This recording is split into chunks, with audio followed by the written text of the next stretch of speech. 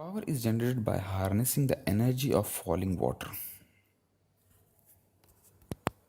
Hydropower plant. First of all, power is generated by harnessing the energy of falling water. The greater the difference in water level, the more energy. Water power, hydropower, is a good alternate energy source because it is essentially unlimited. Outlook of hydropower. The outlook is generally good for hydropower, although there are a few drawbacks. Dams prevent the migration of fishes and also prevents the natural flow of river, causing sedimentation behind the dam. So, so it is generally we make the dam on the river and we block the water from the river and we allow only a small stream of the water which passes with a very high velocity and moves the turbine. This turbine generates the electricity. So overall at the end the velocity of the water which is responsible for the production of energy, and in this case the kinetic energy of the water is used to convert into the electrical power.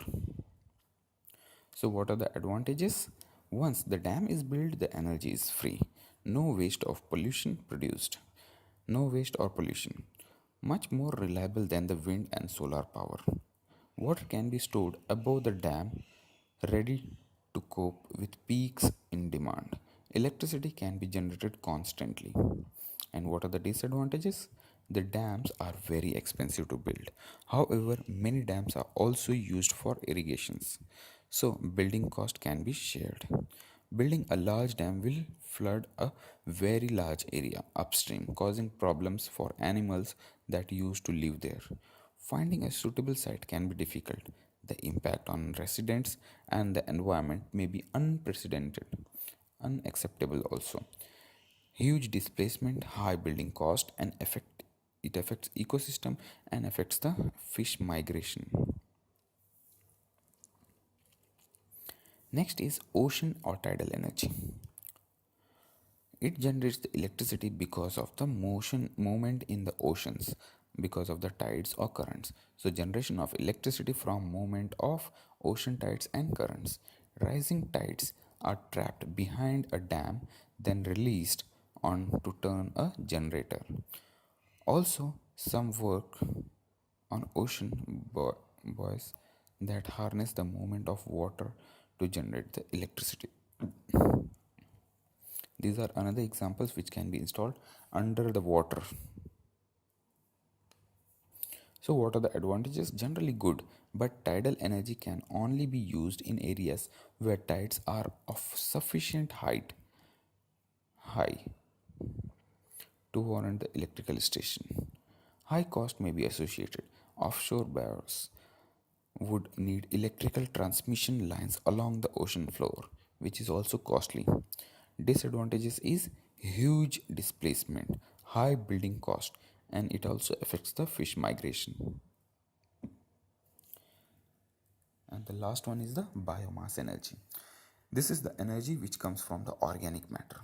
So the material contained in the bodies of plant and animals is called biomass. Probably the first source of energy for man. This energy is renewable and abundant.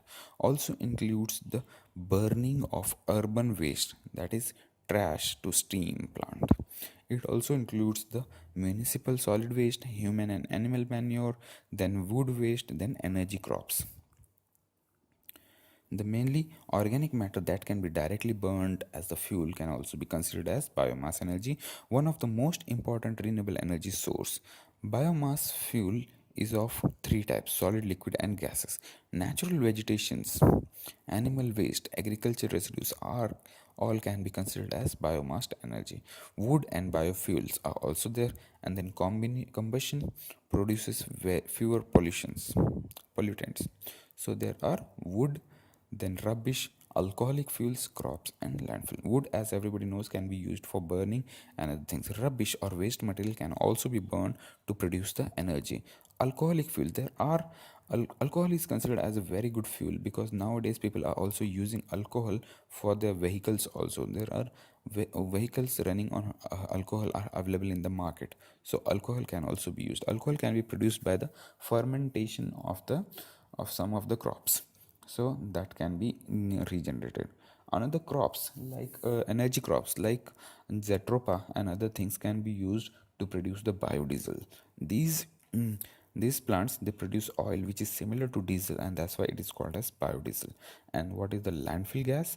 When they're on the landfill, when the rubbish or everything goes for the decomposition, it emits some kind of gases which is rich in methane, and this gas can also be used as a fuel or energy source.